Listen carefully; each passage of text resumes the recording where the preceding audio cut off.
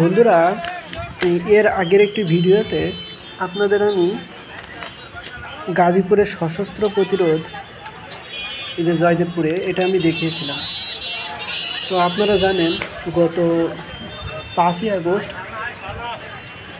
August Sheikh Hasina পদত্যাগ করলে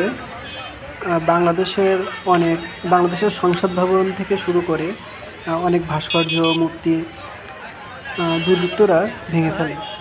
আপনারা এখানে থেকে এটা করছেন? এটা আজিমুদ্দিন কলেজ থেকে করতেছে এবং বিভিন্ন কলেজ আছে এখানে।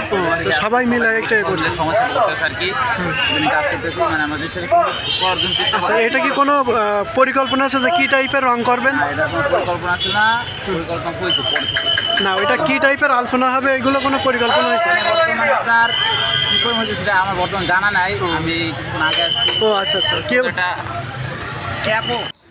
গাজীপুরের জয়দেবপুরের এই ভাস্কর্যটি সশস্ত্র প্রতিরোধ ভাস্কর্যটির নাম, যেটা ভাস্কর হলো কুয়াশা বিন্দু। তো এটা হচ্ছে ভেঙে ফেলে দুর্বৃত্তরা। তো আজকে দেখলাম বিভিন্ন কলেজের শিক্ষার্থীরা যারা নিজ উদ্যোগে এটা রং করছে এবং আলপনার তুলিতে তাদের মনের অনেক কথা এঁকে দিচ্ছে এখানে। তো এই সশস্ত্র প্রতিরোধ সম্পর্কে একটু বলি।